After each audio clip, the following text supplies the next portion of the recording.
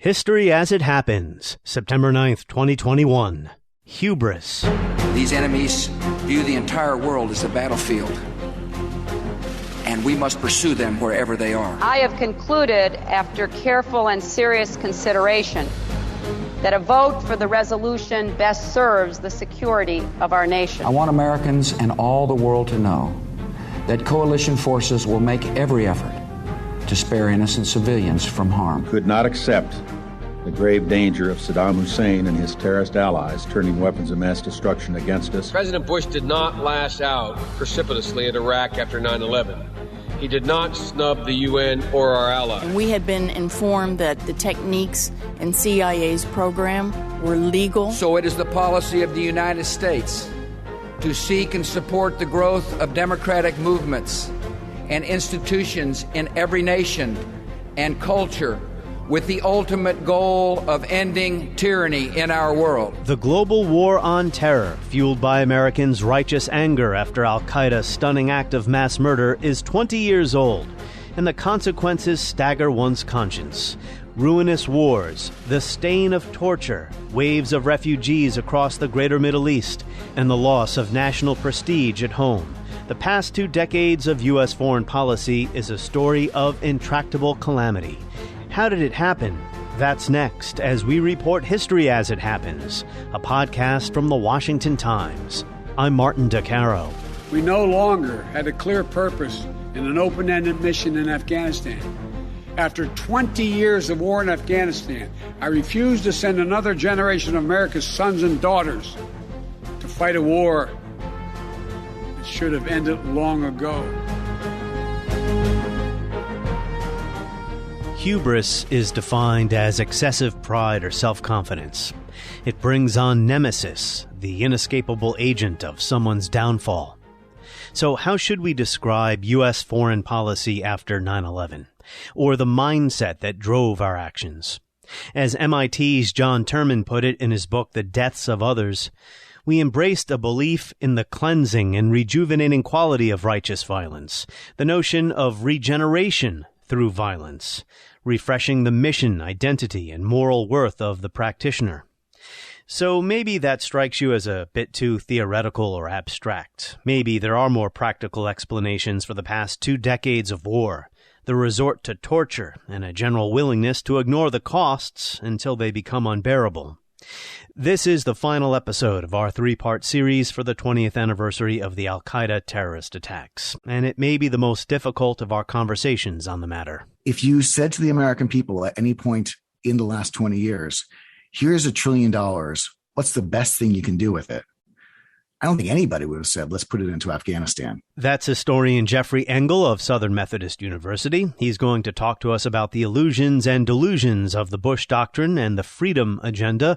But first, we're going to delve into some numbers to quantify the human and material costs of the global war on terror, from the Bush administration to present.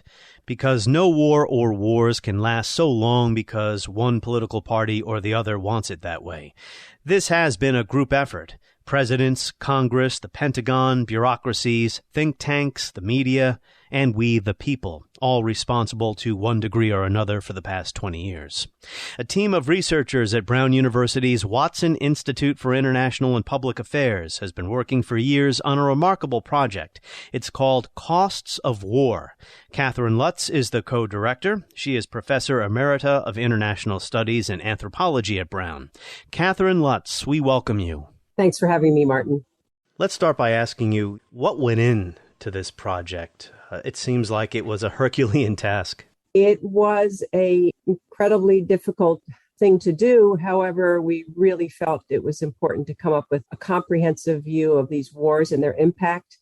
It was something that was not being done by our government, and it was really something that required a huge team of people. And over time, again, more than 50 people have contributed their expertise to the project, whether they're economists, anthropologists, historians, medical doctors, others who have different kinds of insight into different aspects of the impact. I usually speak to historians on this podcast. Your background is in anthropology. How did your background inform your approach to this project?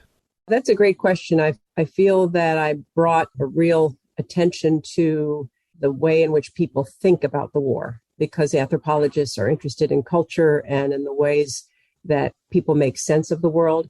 And one of the most important things that's been going on for 20 years is people have learned to think that the war is accomplishing certain things when it may not be. People have learned to think of war as inevitable, as part of human nature. There's a whole series of beliefs that I think are important to address. They're myths in many cases, myths about war and about these wars that I think an anthropologist can help us identify, because they're the water we swim in. Culture is to humans like water is to fish. So I think we have a lot of myth busting to do. Well, those myths, those beliefs, seem to obscure the sheer enormity of some of these figures. For instance, you and your researchers have determined that at least 800,000 people have died due to direct war violence, quoting from the summary of findings here, including armed forces on all sides of the conflict, contractors, civilians, journalists, and humanitarian workers. Over 335,000 civilians have been killed in direct violence by all parties. It was difficult tabulating civilian deaths, wasn't it? Yes. And actually, those numbers are from our report was online up to a couple of days ago. We had a new report that just came out yesterday. The ensuing period has added, unfortunately, to that number. We now estimate close to 930,000 people have died, and that up to 390,000 of them are civilians. So again, more than a third of the dead are civilians. It's close to 1 million people by very conservative estimate. It's a staggering number. And that's, again, one of the myths of war is that just a handful of soldiers may die, at least on the U.S. side. A handful is the wrong word. A smaller number than that, for sure, are in uniform for the U.S. It's really mass death. So to clarify, nearly 400,000 civilians have been killed in these wars by all parties, not just the United States. Yes, the U.S. is just one party, the Taliban, various civil violence in Iraq that was unleashed by the loss of central governance and control in Iraq, the counterinsurgents in both Iraq and Afghanistan. They're all involved in having killed those civilians. The civilian death toll in the U.S. case, many of those come from airstrikes, inadvertently in most cases, but each of those deaths matters. So all of this death and misery was unleashed by the global war on terror, the unintended consequences that honestly could have been foreseen, the mayhem rippling across the Middle East after an invasion. Exactly. And I think one could argue that there might have been violence in either Iraq or Afghanistan or some of the other places where we've had combat operations. But I think it's absolutely the case when we look at the U.S. government funding of war, we have to say, okay, had we not done that, we might have saved this number of people's lives. One of the interesting findings in your report that recalls the 1980s, the CIA has armed and funded Afghan militia groups who have been implicated in grave human rights abuses and the killings of civilians. We don't hear very much about that. No, and I think one of the things that's really important and what we try to do at the project is to just have this data out there, because there is such a desire, and maybe understandable desire on the part of the American people, to believe that their government only does good things in the world. And unless we face the facts here about the number of really bad actors that the United States has allied itself with and supported with lots and lots of money, arms, and really their behavior, their human rights abuses have to be seen as in part something that they've been able to do with our help. Another staggering figure from the report, 37 million people displaced by the post-9/11 wars in Afghanistan, Pakistan, Iraq, Syria, Libya, Yemen, Somalia, and the Philippines. I try to follow these developments closely, but even I was unaware of the dimensions of the refugee crisis that has been caused here. I don't think Americans are generally aware of this. Europeans are, because so many of these people did flee to Europe. But that's one of the, what I would call a hidden cost of the war. It sounds like an oxymoron. How can the plight of 37 million people be hidden? But it seems to be in the eyes of most Americans anyway. Yeah, absolutely. That's partly the problem of, at least in the U.S., of media coverage of so many other things. We've had so many other crises domestically, politically, with the climate. There are so many stories pressing on the media to cover. And a story like this that's beyond our borders, it is something that the media has kind of let drop. There's a recent study on the nature of the coverage of the wars in the last several years, and it's on the order of several minutes.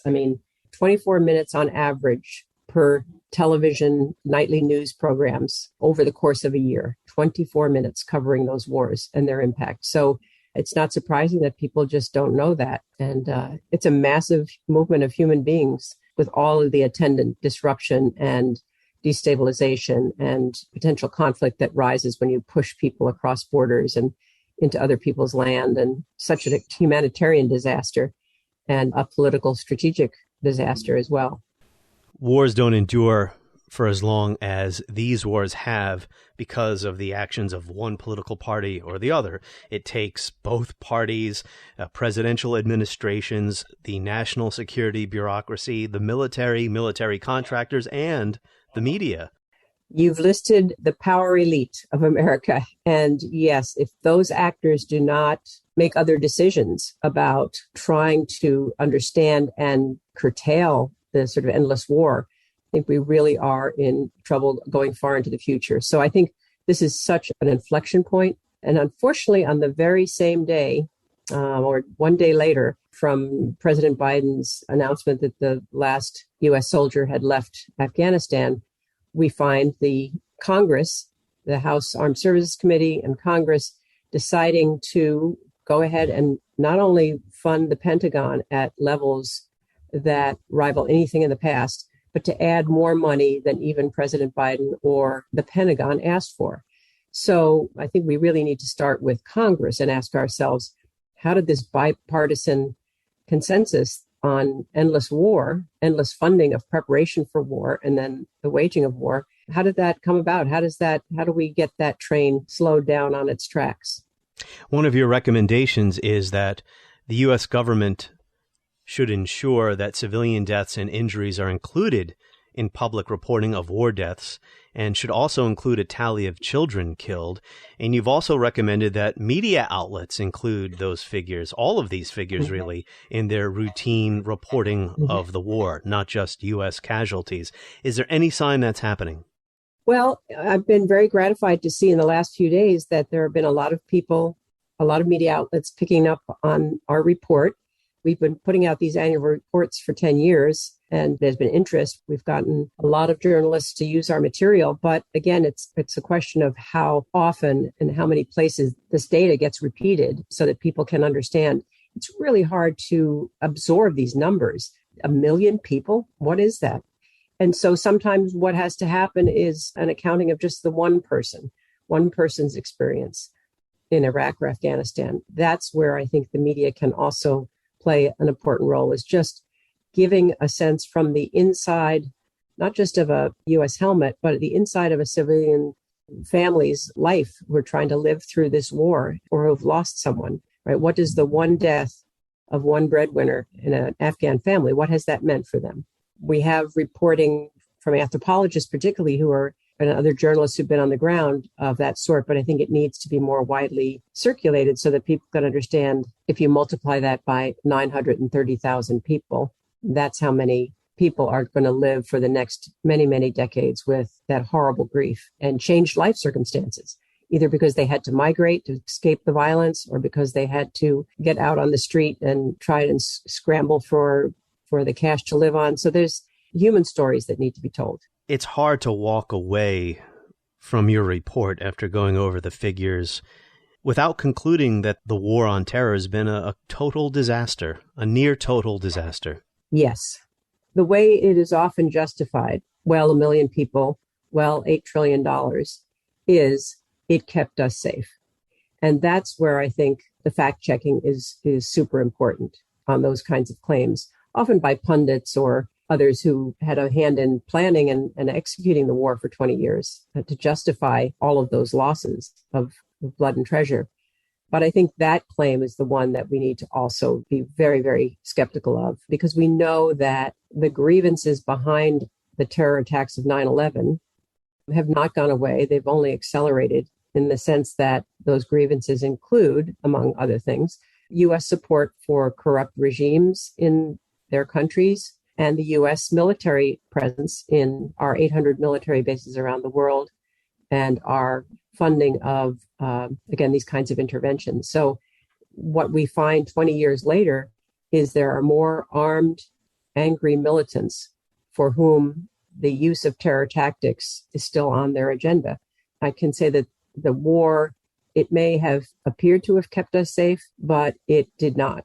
And again, we all know that in the last 20 years, we've learned one new name after another, whether most recently ISIS-K, where these militant groups have metastasized in some ways. And there are studies that show most of that is the direct consequence of the kinds of destabilization and damages that have been done in these countries as a result of these wars. Catherine Lutz, thank you for the work you've done here. Thank you. Let's jump right into our next conversation with historian Jeffrey Engel, founding director of the Center for Presidential History at Southern Methodist University. He is the author or editor of 12 books on American foreign policy, including When the World Seemed New, George H.W. Bush, and the End of the Cold War. Jeffrey Engel, welcome back. Ed, it's good to talk to you again. Our listeners will remember that you joined me a couple of months ago to talk about the end of the Cold War 30 years on. We're now 2 full decades since 9/11 and the start of the global war on terror. Isn't it fair to say the results have been disastrous for all involved, including the United States? That's a really good question because you have to define what you mean by disastrous. And I think the critical element of the devastation that was done to the United States was our international standing. I mean, yes, we spent a lot in blood. Yes, we spent a lot in treasure. Yes, there were tremendous losses in the Middle East in particular from these forever wars after 9/11. But the truth of the matter is, on that day, 9/11, the United States was, I would argue, at the pinnacle of its global power and prominence and prestige. Everyone was on our side, everyone around the world. Unfortunately, 20 years later, we find ourselves increasingly a pariah, not just because of how we have conducted the war on terror. Obviously, there's other aspects of that, President Trump's presidency in particular, but you can draw a steady line of decline from 9/11 to today of how the United States is perceived as a global leader and how the United States is perceived as a global role model for human rights, democracy, and freedom. And also disastrous because our enemies, while weakened, still exist, and new enemies rose from the chaos created by the invasion of Iraq, namely ISIS. The greater Middle East is less stable than it was in 2001, for a host of reasons, not only U.S. interventions. The Arab Spring led to civil war and repression. Iran has more influence in Iraq now than it ever did when Saddam Hussein was alive. All the civilians that have been killed as a result of the wars in the Middle East. And domestically, thousands of Americans have died in these protracted, unwinnable conflicts. The cost is upwards of $8 trillion, according to Brown University researchers. So maybe, Jeffrey, the question isn't what went wrong. Maybe the better question is, why did we ever think waging a global war on terror could work? You know, I think the truth of the matter was we weren't thinking. We were acting on instinct and we were acting on reflex. The devastating psychological effect of 9/11, the genuine terror that the American people felt, it prompted a military response because the military response was the easiest one. It was the one in which we obviously were most superior to our adversaries. We were the most superior military in the entire world. And it was a response which we had essentially been using for several years, absent more complicated responses like diplomacy or working as though the problem of terrorism was a criminal problem and an extra legal problem, not a military problem. So the fact that after 9/11, policymakers in the Bush administration essentially decided to treat this as a war shouldn't surprise us. It didn't surprise anyone at the time, nor was there a lot of objection at the time.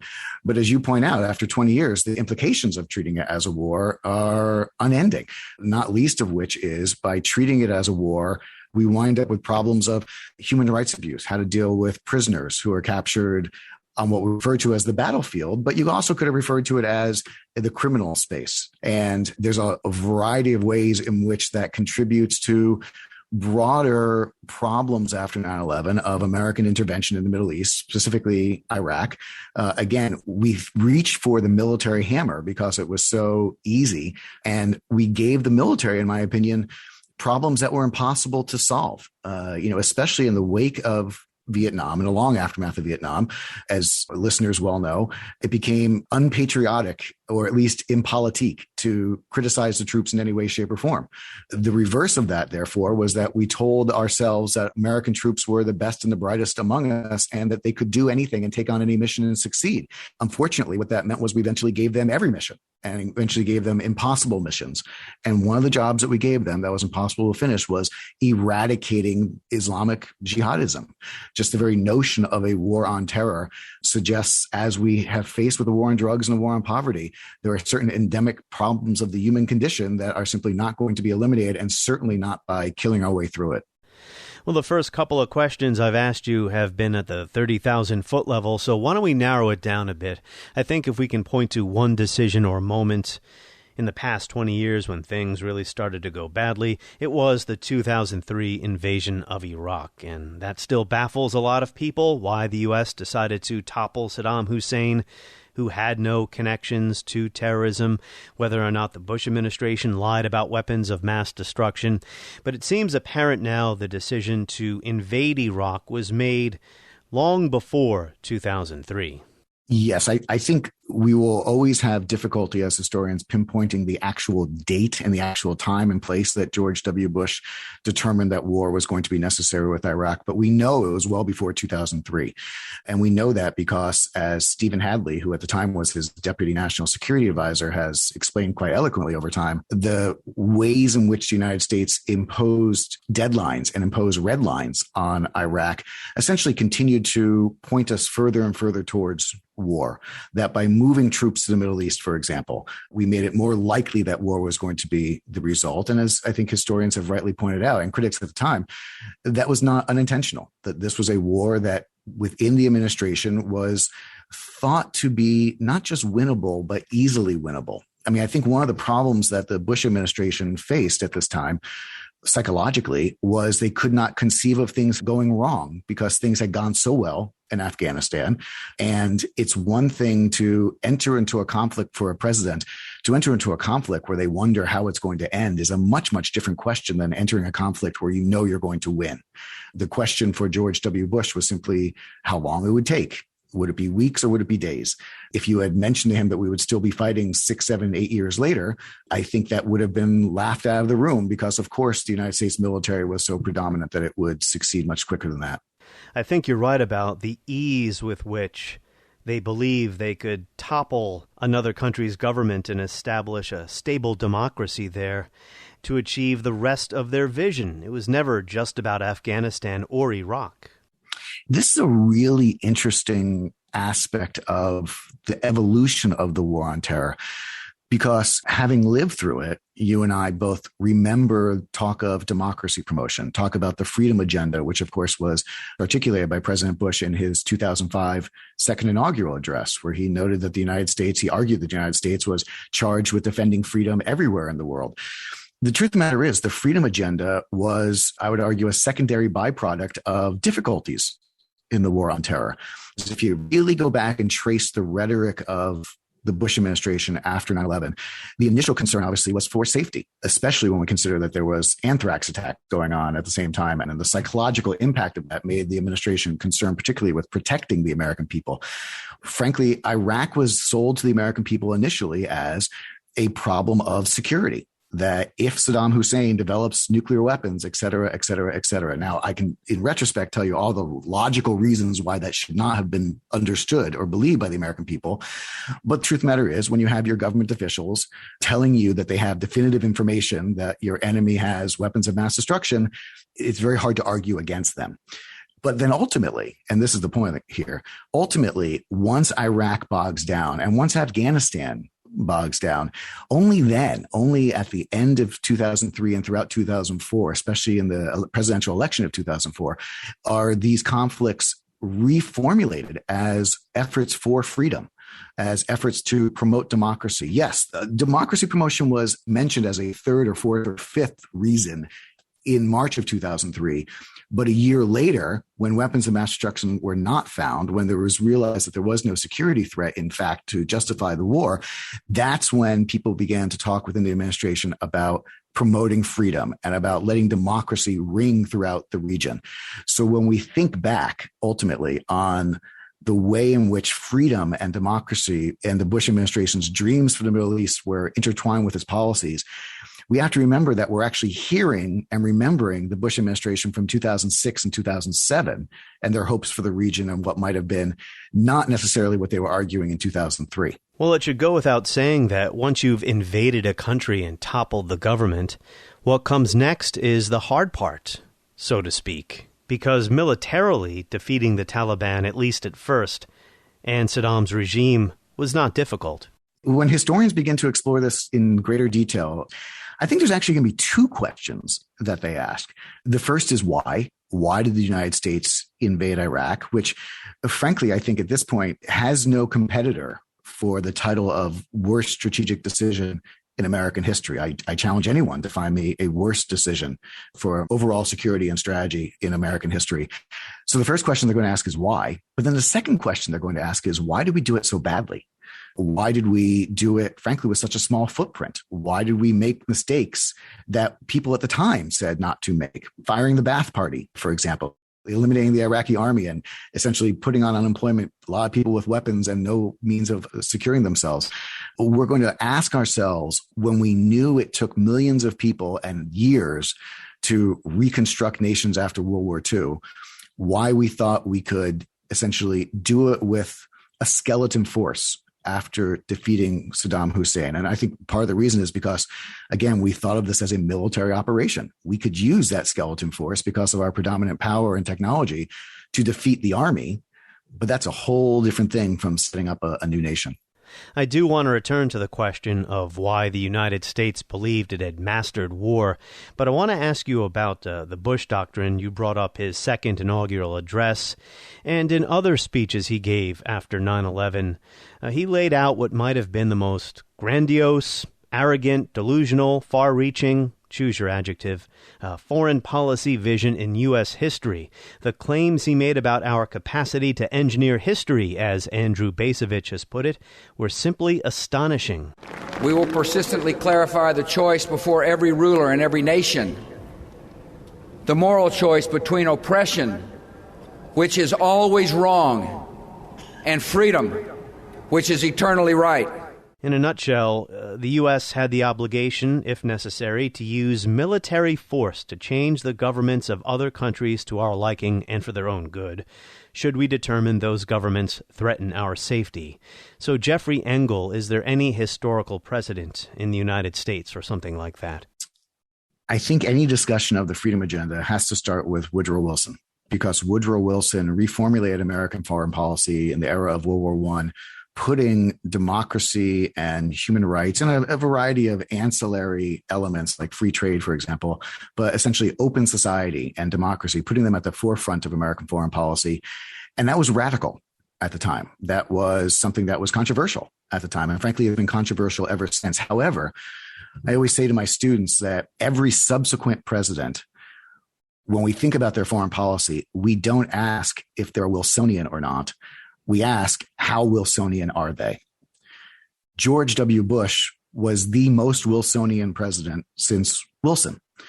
Not necessarily in temperament, not necessarily in rhetoric, but in terms of the idea that the United States needed to put itself forward as not just the exemplar of democracy, not just the defender of democracy, but as the champion of democracy. That the United States would essentially assess what freedom meant for peoples around the world and determine what sort of lifestyle they should live as free peoples. I mean, one of the things that's absolutely fascinating about George W. Bush is the number of times that he used the word freedom. And I would argue he never defined it. He never said exactly what freedom meant. And I think in large part it's because he thought it was self-evident that if you didn't understand that freedom was a gift from the Creator, you were never going to understand. And the problem was, in previous generations, Franklin Roosevelt is a great example, we had presidents who said, yes, we're going to push for freedom, and freedom means the following things, the 4 freedoms, for example, freedom from want, freedom from fear, etc. George W. Bush simply wrote a blank check for freedom without actually determining the identification of freedom. And if I could offer one important moment in the formulation of that speech, we should remember that this speech was the second inaugural, was so radical in its vision that George Bush did not show it to then outgoing Secretary of State Colin Powell, incoming Secretary of State Condoleezza Rice. He did not show it to them until about 48 hours beforehand, because he knew that they were going to object. He knew that they would say, this is a heavy lift. These words are too open-ended.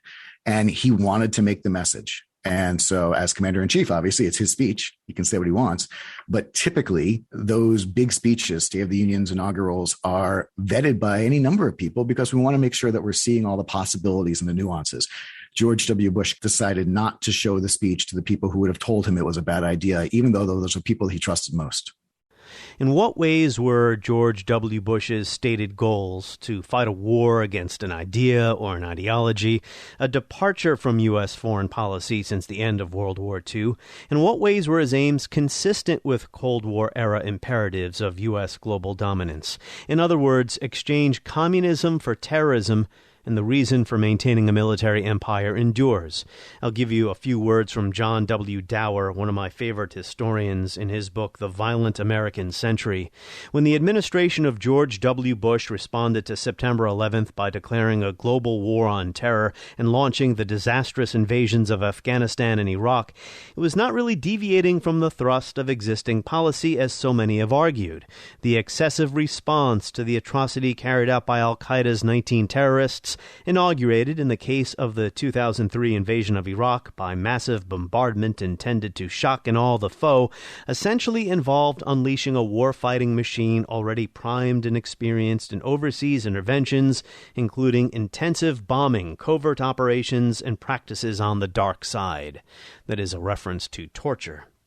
What say you, Professor Engel? 2 comments. The first is that John Dower has identified one of the central problems with the fact that we treated the post-9/11 experience and the conflict with terrorism as a war, which is our military is trained in war to ruthlessly destroy the enemy. And some problems, nation building, dealing with the underlying structural causes of discontent that produce anger that leads to terrorism, simply you can't bomb your way out of those problems. And we gave the military essentially a task for which it was ill-trained, ill-suited, and ill-equipped.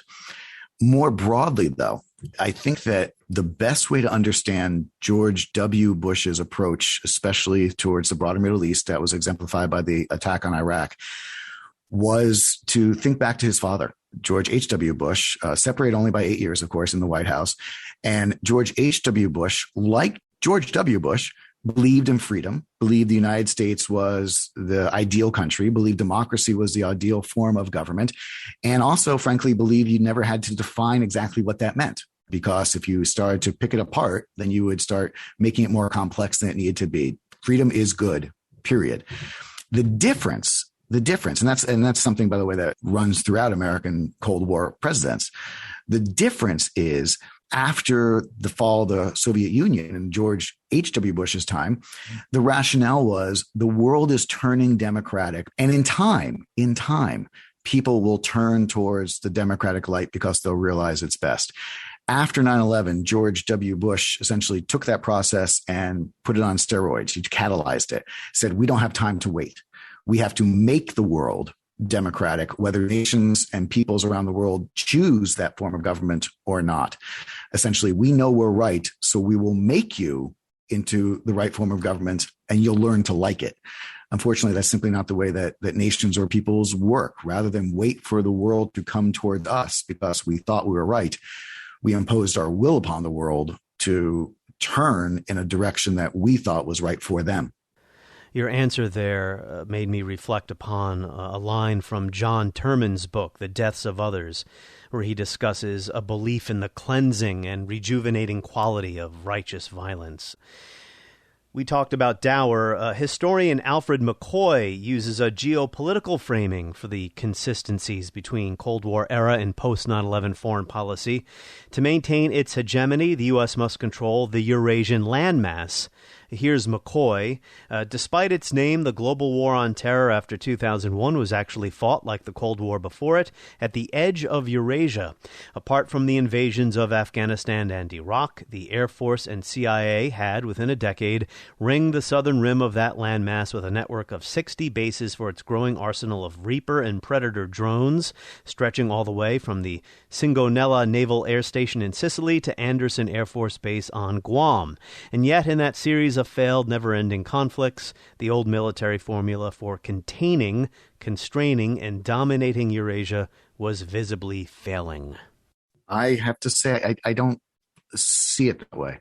I don't think that this was just a matter of geopolitics and, as Halford Mackinder said back in the early 1900s, trying to control the world island.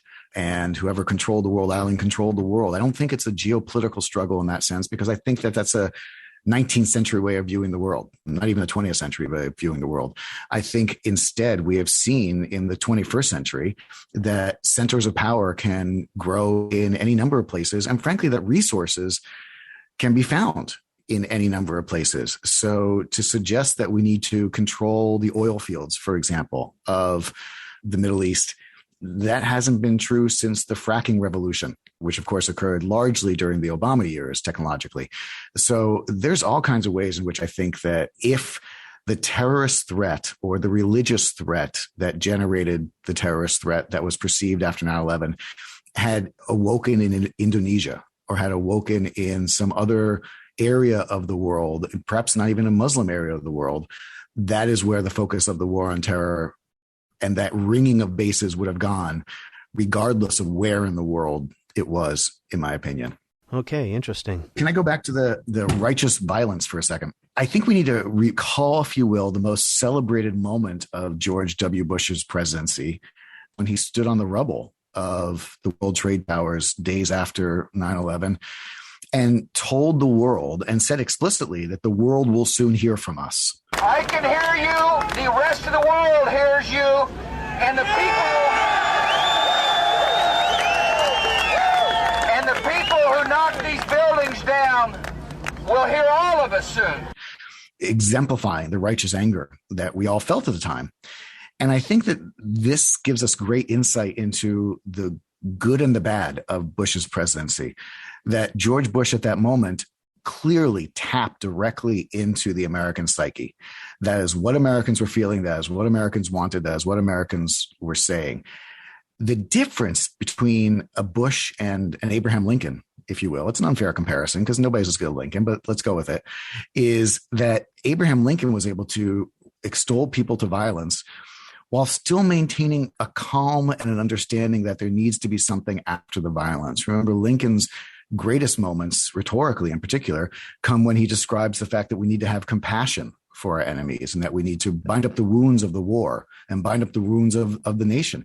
And George W. Bush, I think, was never able to simultaneously express the righteousness that he felt and the anger that we all felt, but then turn around and behind closed doors more calmly, rationally, coolly organize American strategy for long-term success. I think that he felt the desire to lash out, as we all did.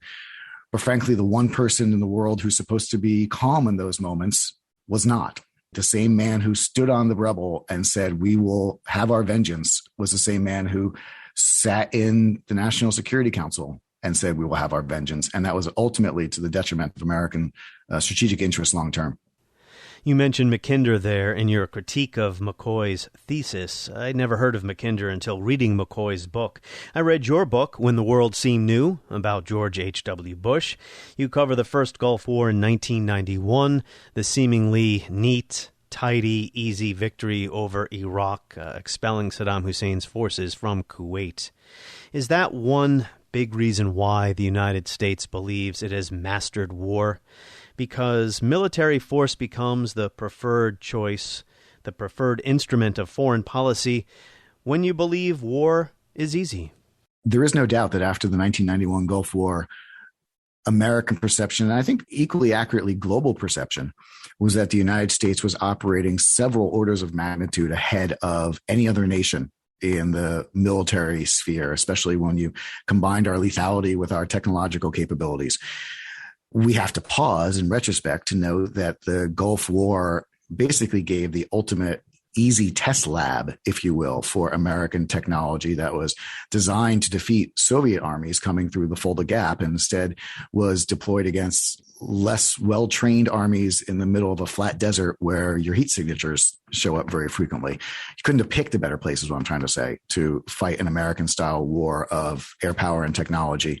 And so we left that period thinking that we were militarily dominant, but we also left that period thinking that we had overcome our previous great loss, that we had overcome the Vietnam syndrome. By winning so decisively in 1991, we convinced ourselves that we had entered a new era where we were no longer burdened by the problems that had plagued not just our country, but countries around the world who tried to impose their will as occupying powers on other countries. Insurgencies are a constant problem throughout history. Go back and read Thucydides. And one of the things that occurred in the wake of the Gulf War and in the long wake of Vietnam is two ideas converged, which was that we needed to support our troops. That is to say, any suggestion that we were perhaps in any way, shape, or form questioning military policy was undermining the troops. But secondly, that the troops were the best among us and deserved the best, and we gave them the best. This is an era when military grade as a concept turned from something that in previous generations had been something that was lousy and disposable and cheap. If you said military grade to somebody in the World War II era, they would say, can't you give me something good? We turned military grade into the best that we could possibly produce. And therefore, because we told ourselves that we had solved the problem of war and we put all of our resources into telling our troops that they were the best and giving them the best, we made it impossible to conceive of defeat. And we made it impossible to conceive of war as the bloody face-to-face, in the breath of the enemy killing that is often required in counterinsurgencies. We essentially had made war clean and forgotten that at the end of the day, it's a dirty business. So, Jeffrey Engel, do you believe we might have reached a turning point here, albeit after 20 years of failure? I listened to President Biden's remarks after the final withdrawal from Afghanistan, and he said that decision was not about Afghanistan alone. He said the United States has to stop nation building, trying to remake countries.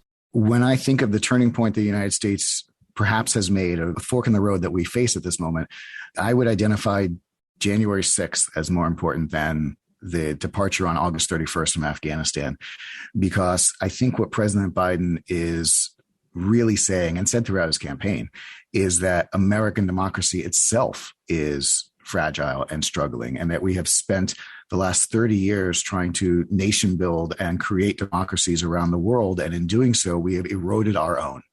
I don't think that one can conceive of the anger and the division in American society, frankly, that produced both Donald Trump and, to a large extent, Bernie Sanders, whose foreign policies are remarkably similar. You cannot produce the isolationist and America first view that has come to dominate much of the political sphere without recognizing that it's built out of frustration over loss and wasted resources from the American people's perspective overseas. So look at it this way. The cost of the Afghani war, not just Iraq, but the cost of the war in Afghanistan is at least $1 trillion. People who can calculate these things, I know you're talking to others who are experts in calculating these things, will give you a better number, but it's at least $1 trillion. If you said to the American people at any point in the last 20 years, here's $1 trillion, what's the best thing you can do with it? I don't think anybody would have said, let's put it into Afghanistan. If you said, here's $1 trillion, where in the world could it do the most good? I don't think anybody would have said Afghanistan. We found ourselves, as in previous instances, sucked into a conflict that we felt that we were required to win. We told our military that they needed to win, and the military goes out to win. And next thing you know, we're $1 trillion in debt. And this is during a period of the Great Recession, during a period of economic anxiety, and during a period of social anxiety in the United States, where the status of privilege was rapidly undermined over the last 20 years. So we should not be surprised when we think about American democracy at this particular moment, that one of the weaknesses and one of the divisions, I think, was really sown by the fact that we spent blood and treasure and energy that we didn't have to waste in places that ultimately proved wasteful. The painful emotional logic of continuing long wars that appear to be quagmires, because American policymakers, and George W. Bush said this any number of times, said, I can never pull out of Iraq because that would mean the people who died there in some way had died in vain, or their families would feel that their soldiers had died in vain. Frankly, I think the more mature strategy, more difficult thinking process leads you to the conclusion that the people who had died, the soldiers we lost, if you were somehow able to ask them in the afterlife, they would tell you, please don't let any more of my comrades die. They would want their comrades not to avenge them, not to die just to keep a mission going that they had started, but to only go on missions that were worthwhile. And once we had determined that Afghanistan, much like Vietnam, was no longer successful, that is the moment when strategists should have taken the difficult political decision to pull out. Easier said than done. And I think this is why ultimately President Biden, who I think will not get much of the blame for the war because he was only overseeing it for a very short period of time, however much currently we are upset and discouraged by the chaos of the ultimate pullout, President Biden, I think, is correct when he said, as a matter of strategy, this is not in America's best interest. And if it's not in America's best interest, we need to stop doing it, period. Jeffrey Engel of Southern Methodist University, thank you for your insights, and you're always welcome back. And I hope you all have enjoyed this 3-episode series on the post-9/11 world. Our aim was to give you something to think about as you mark the anniversary, the horrors of that day and the horrors of war and torture visited upon other parts of the world. On the next episode of History as It Happens, the Supremes. The Supreme Court is angering a lot of people on the left these days, some of whom want to expand the court beyond its current 9 justices. Complaints that the court is too political or ideological have been around since the beginning. That's next, as we report History as It Happens, a podcast from the Washington Times. I'm Martin DeCaro.